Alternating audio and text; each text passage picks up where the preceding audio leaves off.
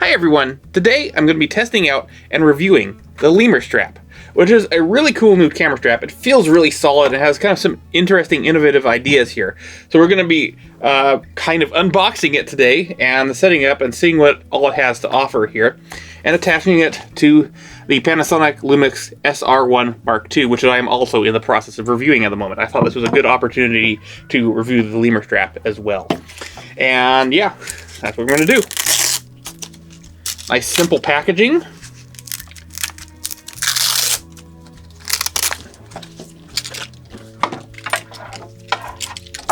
Yeah. Okay, I really like this padding here. It's rubberized and has these nice textured surfaces here. That should be really comfortable. The materials all feel really, really solid. Like a lot of metal. Just a lot of different materials that feel like they should really hold up to heavy use, although we will see how it holds up over time. You got a quick release plate here. So this actually is what attaches to the camera itself. And there's, I think it says down here, there's a tool. Yes, there is a tool to operate that. It should be under here, and yes, there is. So you've got this little wrench to attach this. Just make sure we attach it the right way around. Okay. So that's the rear of it. Let's see, which way does it want to hang down?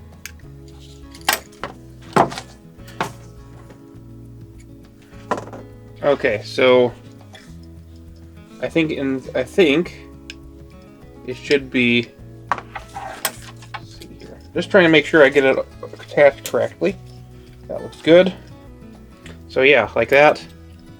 So this will actually be the front of it here.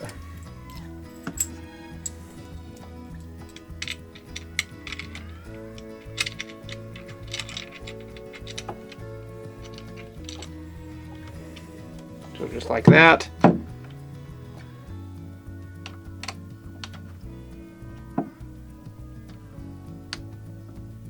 Oh yeah, actually it has a little arrow pointing towards the lens. So I should have just looked a little bit more carefully at the plate. Get it roughly flat. So it's correctly aligned. That looks pretty good. This really tightens down nicely, actually. This particular head on this wrench is a lot better, I think, than a typical flathead or Phillips screwdriver. I mean, it's kind of it's gonna be much harder to find this tool if you lose this, because it's not, you know, a more common tool tip. But it does work very nicely, and it does stow away inside of this pocket here, just like that. I don't have that in there, right? Do I? Oh, yeah. That should, I think. Okay, and that just stows away like that. There we are. And the bottom of this is rubberized, which I actually kind of like that, so that if you set your camera down on a surface, you're reducing impact on the camera, and also preventing it from like scratching a delicate surface or something. And it just clips in, just like that. That's pretty solid. Oh, I did not get that quite tight on the camera. Okay, so press on that, pull it out. Huh. Okay, I'd have to tighten it down again. I guess I didn't get it quite tight enough before.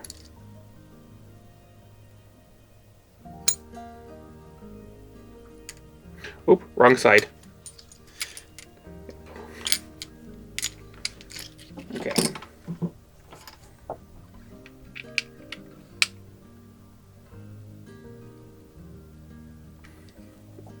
Okay, let's see how that works.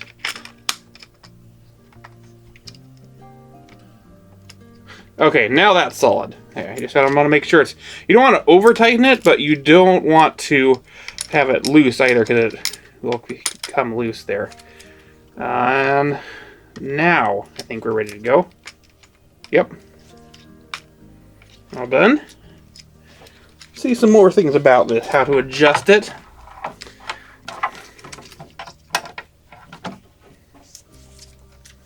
You have this switch here. So with that you can adjust the location of this shoulder pad very easily. And then you have this to adjust the length of it.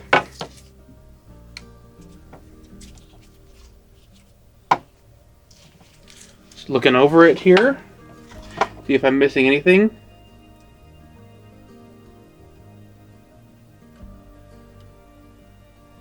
Yeah, that's all pretty self-explanatory. Now, just really quick, see how it feels.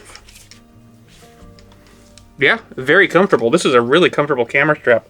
I feel like, okay, I do need to adjust it a bit, I believe.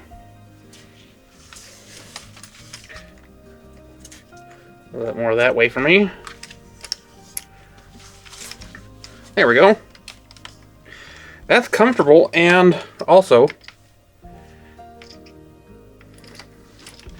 feels like the camera's going to sit really nicely, but we're going to have to take it out in the field here and actually see how it performs. So that's what we're going to do next.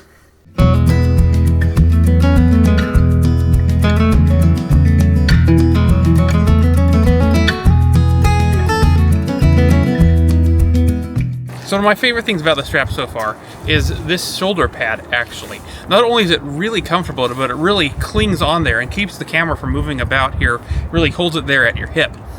But if you want some more flexibility here, you have to reach up and find a little latch, which I have poorly situated right now. But then you flip that, and then suddenly this thing moves freely through that, the bindings there. So you can move it up, take a picture, move it back down, reach behind it, flip that switch, and then it's locked in again.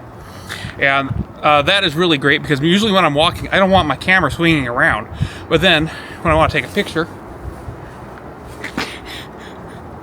I'm not the most flexible person. I'm still getting used to the strap. But I pull it around like that, and then I'm ready to take a picture. So this will be better for more flexible people than me, but I'm already getting the hang of it here as I'm trying it again and again, and it's becoming easier. And you definitely want to have the strap situated very well initially so that it's easy to reach that latch.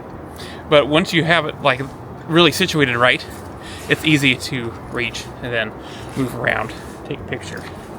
And yeah, that's pretty cool. As awkward as I make it look, it is not actually that awkward of a thing. I'm just an awkward person inherently. Anyway, let's continue on.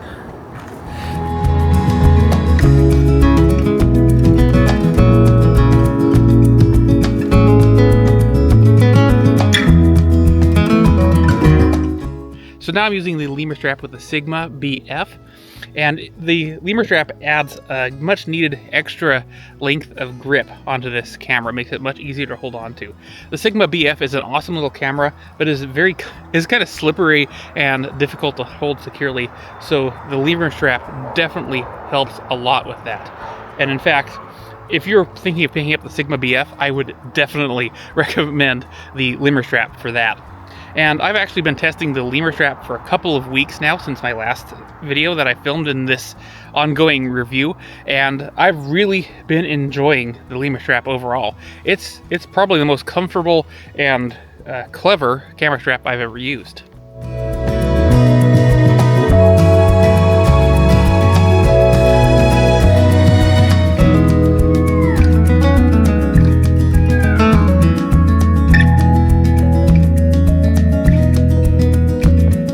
So now, after several months of fairly consistent use, I think it's a good time to take a look at durability and just see how much the Lemurstrap has worn down in that time. And just right off the bat, we can see that the rubber here has definitely shows a little bit of wear right there on this quick release plate, but you know, no more than I would expect from such material. That's pretty acceptable. The actual metal of here on these surfaces is pretty much pristine. You know, just about as good as it was the moment it was taken out of the box here. Now on the back, this rubber is also held up pretty well. There are a few scratches here and there that it's picked up in that time, but you know, nothing dramatic. It's perfectly acceptable. The rubber has not deformed and is still perfectly flexible. I've still managed to hold on to the included wrench in there.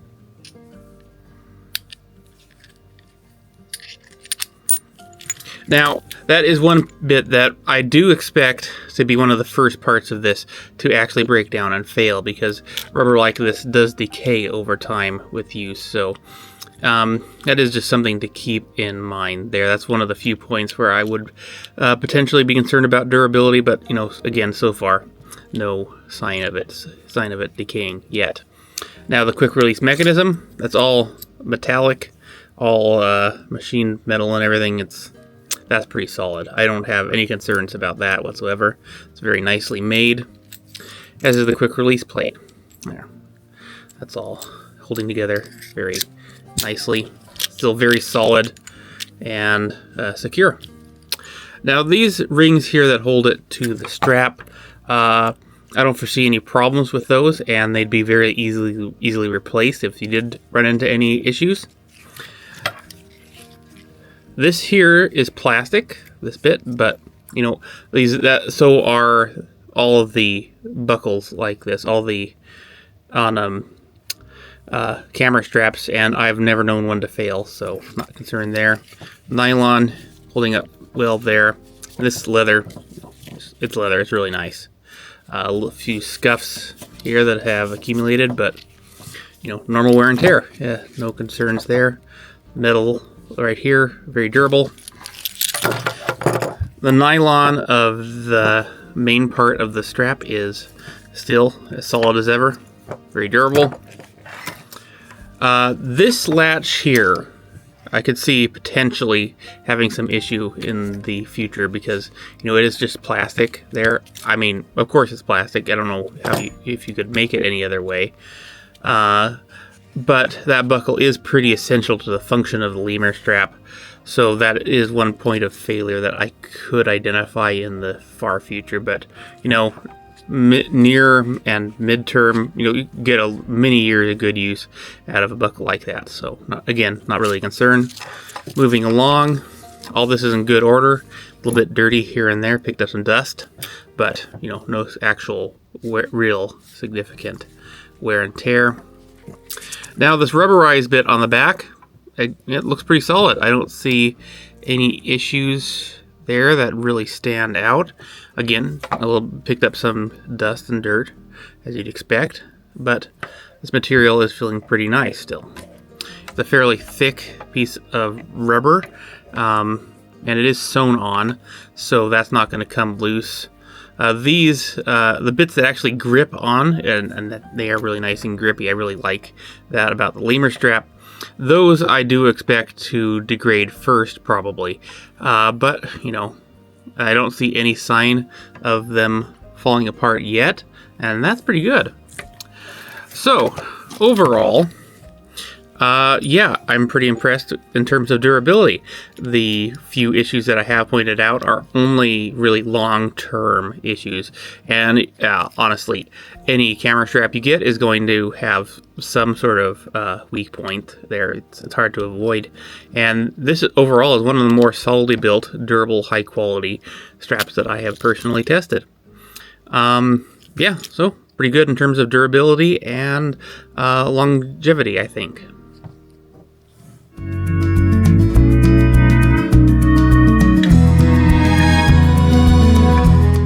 So I just wanted to show that the quick release plate on the Lemurstrap here is in fact Arca-Swiss compatible.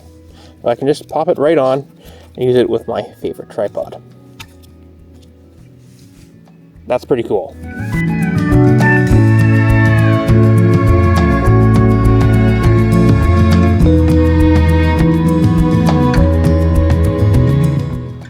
So before we wrap things up, I just wanted to take a moment to show you how solid the Lemurstrap really is when you have it locked down here at the shoulder.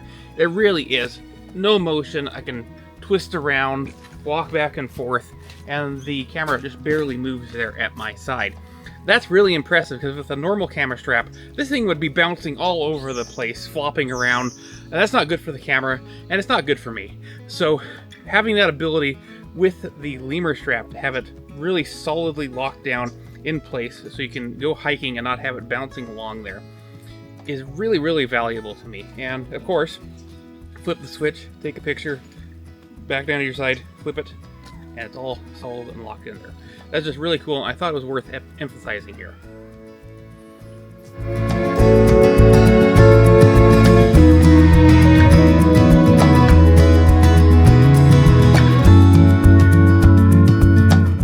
So in conclusion, I really like the Lemurstrap, especially when paired with smaller cameras such as this Olympus OM1 Mark II or with the Sigma BF. Just those small and medium-sized cameras seem to be the sweet spot for this camera strap.